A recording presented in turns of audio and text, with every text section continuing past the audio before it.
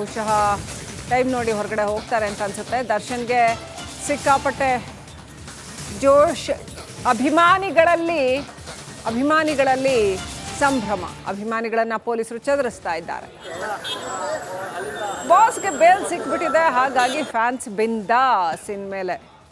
ಇನ್ಮೇಲೆ ಹೋಗಿದ್ದೀವಿ ನಿಮಗಿದೆ ನಿಮಗೆ ಕೇಳ್ತಾರೆ ಆ ಥರ ಅಂತಲ್ಲ, ಬಟ್ ಕಾನೂನು ನಿಜ ಕೋರ್ಟ್ ಕೊಟ್ಟಂತ ಇವತ್ತೊಂದು ಡಿಸಿಷನ್ ಇದೆಯಲ್ಲ, ಅದನ್ನ ಎಲ್ಲರೂ ಕೂಡ ಅಕ್ಸೆಪ್ಟ್ ಮಾಡ್ಕೊಳ್ಳೇಬೇಕು. ಆಮೇಲೆ ಪೊಲೀಸ್ನವರಿಗೆ ಅದು ಹಿನ್ನಡೆ ಆಗಿರ್ಬೋದು, ಮುನ್ನಡೆ, ಅವರು ಅಪೀಲ್ ಹೋಗೋದು ಸೆಕೆಂಡ್ರಿ.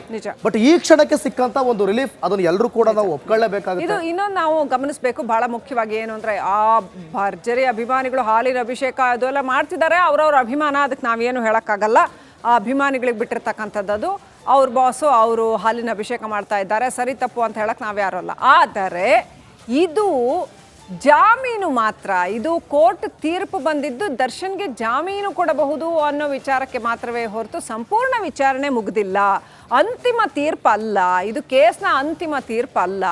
ಈಗ ಸಿಕ್ಕಿರ್ತಕ್ಕಂಥದ್ದು ಜಾಮೀನು ಮಾತ್ರ. ಜಾಮೀನಿನ ಮೇಲೆ ಹೊರಗಡೆ ಬರಬಹುದು. ಫ್ಯಾನ್ಸ್ ಫುಲ್ ಜೋಶ್.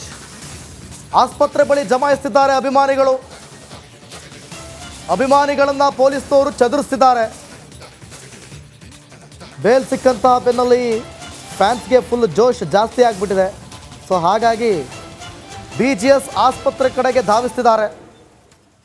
ಬಾಸ್ಗೆ ಜೈಕಾರ ಹಾಕಿ, ಸಿಹಿ ಹಂಚಿ, ಸಂಭ್ರಮಿಸಿ, ಸೀರೆ ಕೊಟ್ಟು, ಪಟಾಕಿ ಹೊಡೆದು, ಹಾಲಿನ ಅಭಿಷೇಕ ಮಾಡಿ ತನ್ನ ನೆಚ್ಚಿನ ನಟನನ್ನು ಬರಮಾಡಿಕೊಳ್ತಿದ್ದಾರೆ 7 ತಿಂಗಳ ಬಳಿಕ.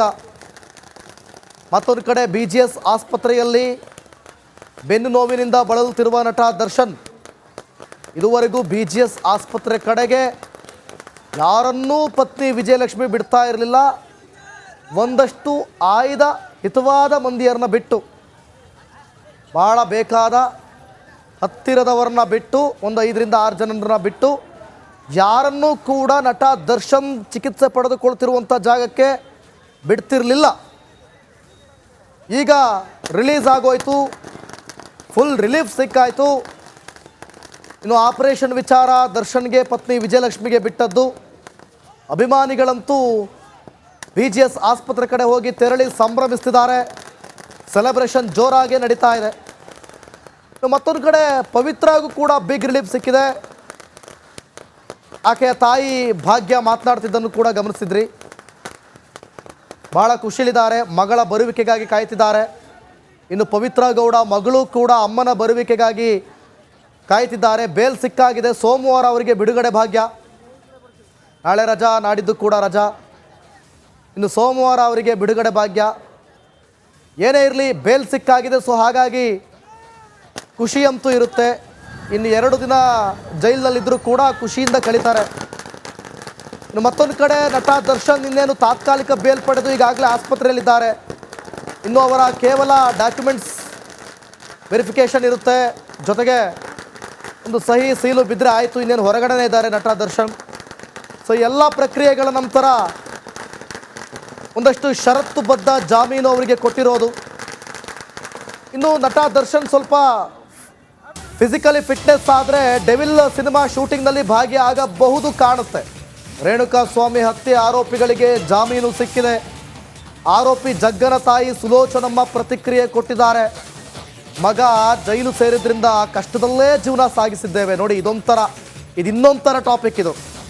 ನೋಡಿ, ನಾವು ಮಗ ಜೈಲು ಸೇರಿದಾಗಿಂದ ಕಷ್ಟದಲ್ಲೇ ಜೀವನ ಸಾಗಿಸಿದ್ದೇವೆ. ಇದ್ದೊಬ್ಬ ಮಗ ದುಡಿಬೇಕು, ದುಡ್ಡು ತಂದು ಹಾಕಬೇಕು, ತಾಯಿ ನೋಡ್ಕೊಳ್ಬೇಕು, ಮನೆ ಸಾಗಿಸ್ಬೇಕು, ನಾವು ಕಷ್ಟದಲ್ಲೇ ಜೀವನ ಸಾಗಿಸಿದ್ದೇವೆ ಅಂಥೇಳಿ ಪಾಪ ತಾಯಿ, ಜಗ್ಗನ ತಾಯಿ ಸುಲೋಚನಮ್ಮ ಪ್ರತಿಕ್ರಿಯೆ ಕೊಟ್ಟಿದ್ದಾರೆ. ಪಾಪ ಏನು ಹೇಳಿದ್ದಾರೆ ನೋಡೋಣ.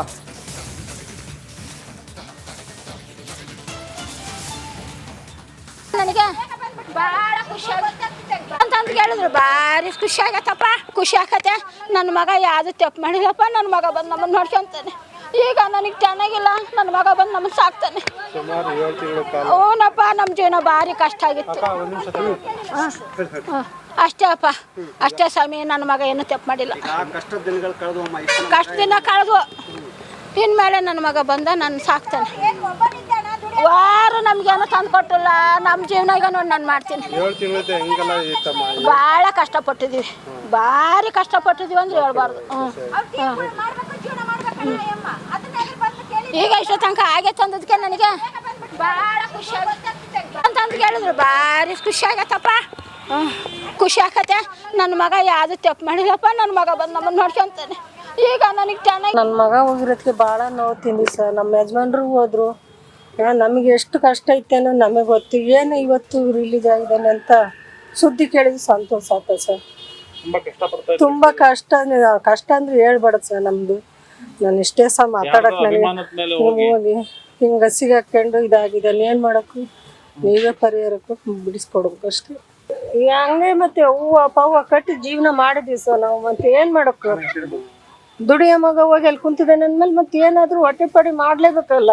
7 ತಿಂಗಳಾಯ್ತು, ಚೆನ್ನಾಗಿದ್ದಿಲ್ಲ. ಬ್ಲಡ್ ಹಾಕ್ಸ್ಕೊಂಡೆ. ಯಾರು ನಮ್ಮ ಕಷ್ಟಗಳು ಯಾರು ಕೇಳ್ತಾರೆ ಹೇಳು? ನನ್ನ ಮಗ ಹೋಗಿ ದುಡಿಯೋ ಮಗ ಅಲ್ಲಿ ಹೋಗಿ ಕುಂತಾನಲ್ಲ, ಯಜಮಾನ್ರು ಕಳ್ಕೊಂಡು ಅಷ್ಟು ಇನ್ನು ದುಡಿಯಂತ ಯಜಮಾನ್ ಕಳ್ಕೊಂಡೆ. ಅದಕ್ಕಿನ್ನು ನೋವು. ಯಾರು ಮೋಸ ಮಾಡಿದಾರು ಏನು ದೇವ್ರಿಗೆ ಗೊತ್ತು ಸಹ. ನಮಗೆ ನನ್ನ ಕೈಲಿ ಮಾತಾಡೋಕ್ಕಾಗಲ್ಲ. ಇಷ್ಟೇ ನಾನು ದಯವಿಟ್ಟು ಜಾಮೀನಾಗಿರೋ ಟಿವಿ ನೋಡಿದ್ನಿ ಸರ್.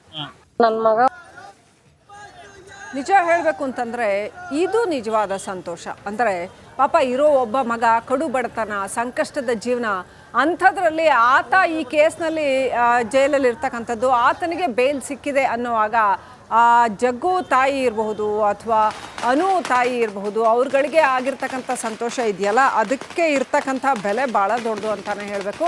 ಮತ್ತೊಂದು ಕಡೆ ದರ್ಶನ್ ಅಭಿಮಾನಿಗಳು ಕೂಡ ಸಂತೋಷನ ಅಭಿವ್ಯಕ್ತಗೊಳಿಸ್ತಾ ಇದ್ದಾರೆ. ಪಟಾಕಿ ಸಿಡಿಸಿ, ಸಿಹಿ ಹಂಚಿ, ಅದು ಒಂದು ವರ್ಷನ್ ಶ್ರೀಲಕ್ಷ್ಮಿ, ಅದು ಒಂದು ವರ್ಷನ್. ಈಗ ದರ್ಶನ್ ಅಥವಾ ಅವ್ರ ಪತ್ನಿ ಅಥವಾ ಸಿನಿಮಾ ನಟರು ಅವರು ಖುಷಿ ಪಡೋದು ಅದು ಬೇರೆ ಲೆಕ್ಕ. ಆದರೆ ಅವರಿಗಾಗಲೇ ಅವ್ರ ಜೀವನದಲ್ಲಿ ಯಶಸ್ಸು ಕಂಡಿದ್ದಾರೆ, ದುಡ್ಡು ಮಾಡಿ ಇಟ್ಕೊಂಡಿದ್ದಾರೆ, ಮುಂದೆ ಅವ್ರ ಜೀವನ ಸಾಗುತ್ತೆ. ಆದರೆ ಅನುಕುಮಾರ್ ತಾಯಿ ಮತ್ತೆ ಇನ್ನೊಬ್ರು ಮಾತಾಡ್ತಿದ್ರಲ್ಲ, ಅದು ತುಂಬಾ ದೊಡ್ಡ ಲೆಕ್ಕ. ಯಾಕೆಂತಂದ್ರೆ ಮಗನೇ ಅವ್ರನ್ನ ನೋಡ್ಬೇಕಿತ್ತು, ಆ ತಾಯಿನ ಸಾಕ್ಬೇಕಾಗಿದ್ದೆ ಮಗ. ಆ ತಾಯಿ ಪ್ರೀತಿ ನೋಡಿ, ಅಯ್ಯೋ ನನ್ನ ಮಗ ಏನೂ ತಪ್ಪು ಮಾಡಿಲ್ಲ, ನನ್ನ ಮಗ ಏನೂ ತಪ್ಪು ಮಾಡಿಲ್ಲ, ನನ್ನ ಮಗ ಬರ್ತಿದ್ದಾನಲ್ಲ, ನನಗೆ ಅದೇ ಸಂತೋಷ. ಇದು ನಿಜವಾಗ್ಲೂ ಕೂಡ ಒಂದು ದೊಡ್ಡ ಸಂದೇಶ. ಬಹಳ ಮುಗ್ಧವಾದ ಮುಗ್ಧತೆಯ ಮಾತು. ಆಮೇಲೆ ಆ ಸಂದೇಶ ಏನ್ ಸಿಗ್ತಾ ಇದೆ ಅಂತಂದ್ರೆ, ಬಡವ್ರ ಮಕ್ಕಳು ತಪ್ಪು ಮಾಡಿದ್ರೆ ಕಷ್ಟ ಇದೆ ಜೀವನ. ದುಡ್ಡಿರೋರು ಏನ್ ಬೇಕಾದ್ರೂ ಮಾಡ್ಬೋದು, ಹೆಂಗೋ ಬಂದ್ ಬರ್ಬೋದು, ಏನೋ ಒಂದು ನಡೆಯುತ್ತೆ ಜೀವನ. ಅವ್ರಿಗೂ ಕಷ್ಟನೇ. ಬಟ್ ಆದ್ರೆ ಇವ್ರು ನೋಡಿ, ಇವರೇ ದುಡಿಬೇಕಲ್ಲ. ಎಸ್, ಇವರೇ ದುಡಿಬೇಕಲ್ಲ. ಈಗ ಇಬ್ಬರೇ ಮಕ್ಕಳು ದುಡಿಬೇಕಿತ್ತು, ಇವರೇ ದುಡಿದು ತನ್ನ ತಾಯಿನ ನೋಡ್ಕೊಳ್ಬೇಕಿತ್ತು. ಇನ್ನು ನಮ್ಮ ಕಷ್ಟ ಎಲ್ಲ ನೀಗ್ತು ಅಂತಿದ್ದಾರೆ ಅವರು. ಇನ್ನು ನಮ್ಮ ಕಷ್ಟ ಎಲ್ಲ ನೀಗೋಯ್ತು ಅಂತಿದ್ದಾರೆ. ಸೊ ಅದು ಒಂದು ಭಾವನಾತ್ಮಕ, ಅರ್ಥಪೂರ್ಣವಾದ ಮತ್ತು ಭಾವನಾತ್ಮಕವಾದಂತ ಒಂದು ಸಂಭ್ರಮಾಚರಣೆ. ಪಟಾಕಿ ಸಂಭ್ರಮಾಚರಣೆ ಬೇರೆ, ಭಾವನಾತ್ಮಕ ಸಂಭ್ರಮಾಚರಣೆ ಬೇರೆ. ಅದು ಅಭಿಮಾನದ ಸಂಭ್ರಮಾಚರಣೆ, ಇದು ಜೀವನದ ಸಂಭ್ರಮಾಚರಣೆ. ಎಸ್. ಆಸ್ಪತ್ರೆ ಹತ್ರ ಅಭಿಮಾನಿಗಳು ಬಂದಿರತಕ್ಕಂಥದ್ದು, ಪೊಲೀಸರು ಅವ್ರನ್ನೆಲ್ಲ ಬೆರೆಸಿ ಕಳಿಸ್ತಾ ಇದ್ದಾರೆ, ನೋಡ್ತಾ ಇದ್ದೀವಿ. ದರ್ಶನ್ ಇನ್ನೇನು ಬಿಡುಗಡೆ ಆಗ್ಬಿಡ್ತಾರೆ ಅಂತ. ಬಹುಶಃ ಅವರು ಆಲ್ರೆಡಿ ಮಧ್ಯಂತರ ಜಾಮೀನಿನ ಮೇಲೆ ಇರೋದಾದ್ರಿಂದ